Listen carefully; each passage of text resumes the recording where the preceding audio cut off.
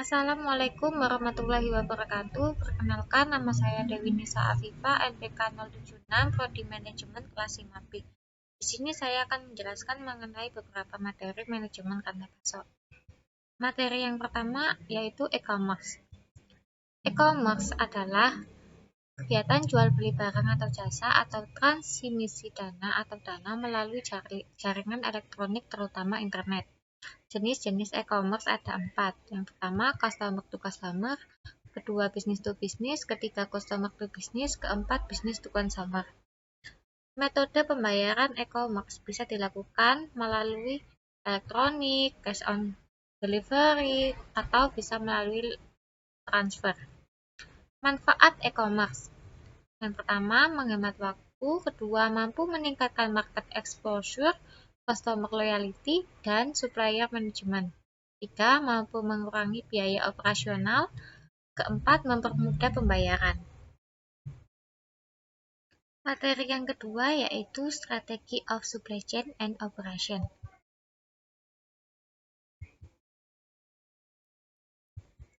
Supply chain management merupakan pengelolaan dan pengawasan rantai siklus mulai dari bahan material atau barang mentah, pembayaran, informasi dari pemasok ke produsen, pedagang grosir, pengecer sampai dengan konsumen.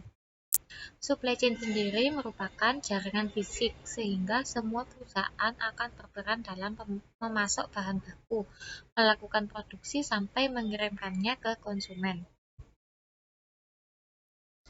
Strategi top-down. Yang paling atas yaitu industri, yang kedua terus ada marketing strategi, R&D strategi, operation strategi, supply chain strategi, dan financial strategi. Materi yang ketiga yaitu pengukuran kinerja, supply chain management. Dalam supply chain management, manajemen kinerja dan perbaikan secara berkelanjutan merupakan salah satu aspek fundamental. Oleh karena itu, diperlukan suatu sistem pengukuran yang mampu mengevaluasi kinerja rantai pasokan secara holistik. Struktur sistem pengukuran kinerja. Struktur sistem pengukuran kinerja ada 3. Yang pertama, individual matrix, yaitu suatu ukuran yang bisa diverifikasi dalam bentuk kuantitatif ataupun kualitatif dan didefinisikan terhadap suatu titik acuan tertentu. Yang kedua, matrix sets, yaitu kumpulan beberapa matriks yang memberikan informasi kinerja suatu subsistem. Dan yang ketiga, overall performance measure system, yaitu suatu proses penilaian kemampuan pekerjaan terhadap tujuan dan sasaran yang telah ditentukan sebelumnya. Model SCOR atau Supply Chain Operation Reference itu ada 5.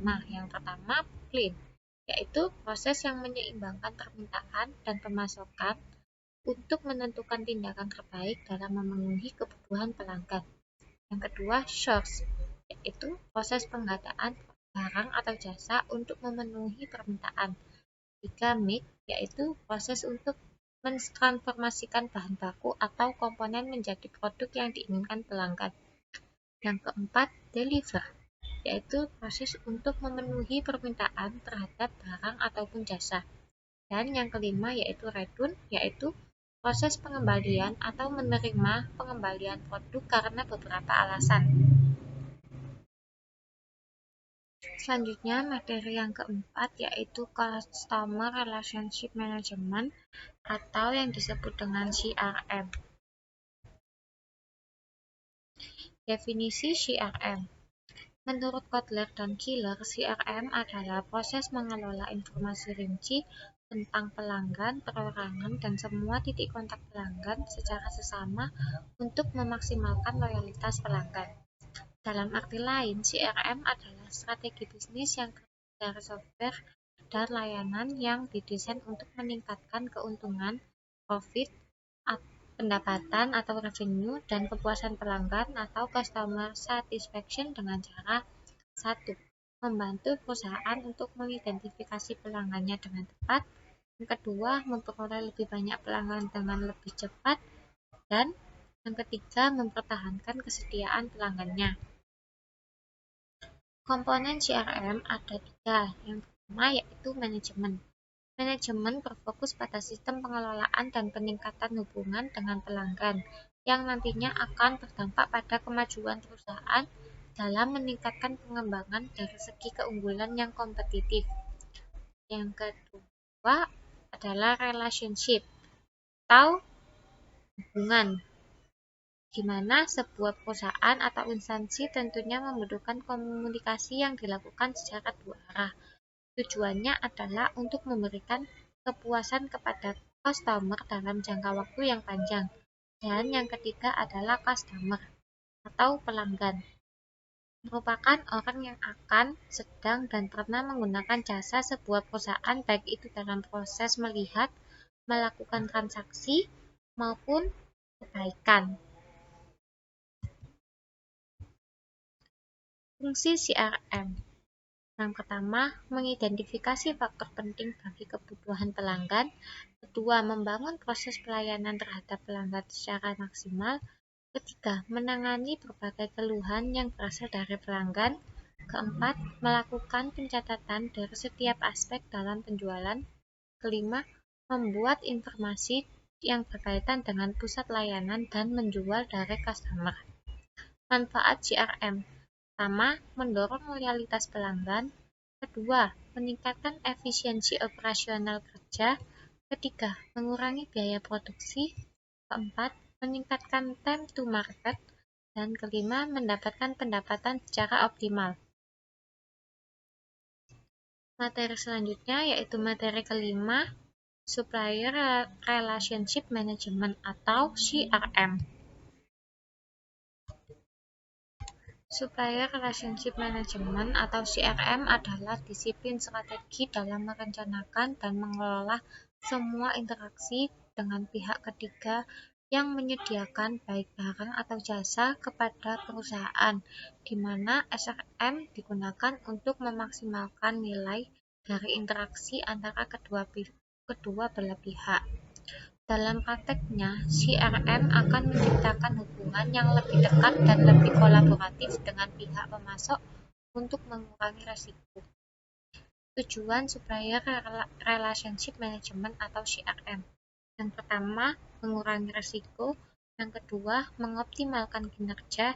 Yang ketiga, mengurangi biaya. Yang keempat, meningkatkan efisiensi administrasi. Dan yang kelima, meningkatkan efisiensi orientasi. Effect of Supplier Relationship Management. Yang pertama, Supplier Value Creation, di mana perusahaan menciptakan nilai tambah dengan meningkatkan kesediaan pelanggan untuk membayar atau dengan mengurangi biaya peluang pemasoknya. Kedua, Supplier Competitive Advantage, di mana keunggulan kompetitif adalah kemampuan suatu perusahaan untuk bersaing dengan perusahaan lain dalam industrinya. Yang ketiga, Supplier Quality Improvement, di mana peningkatan kualitas pemasok mencakup kegiatan seperti sertifikasi pemasok pada kualitas dan memberikan bantuan teknis. Dengan kegiatan ini menghasilkan peningkatan kualitas dan produktivitas dan pengurangan biaya. Yang keempat, Supplier Lead Time, di mana lead time diperiksa dengan cermat di bidang manufaktur, manajemen rantai pasok, dan manajemen proyek, karena perusahaan ingin mengurangi jumlah waktu yang diperlukan untuk mengirimkan produk ke pasar. Dan yang kelima, Supply Chain Performance, di mana kinerja rantai pasok didefinisikan sebagai beberapa ukuran kinerja yang dikembangkan oleh organisasi untuk mengukur kemampuan rantai pasokan untuk memenuhi tujuan jangka panjang dan jangka pendek organisasi. Sekian presentasi dari saya. Apabila ada salah kata, saya mohon maaf. Terima kasih. Assalamualaikum warahmatullahi wabarakatuh.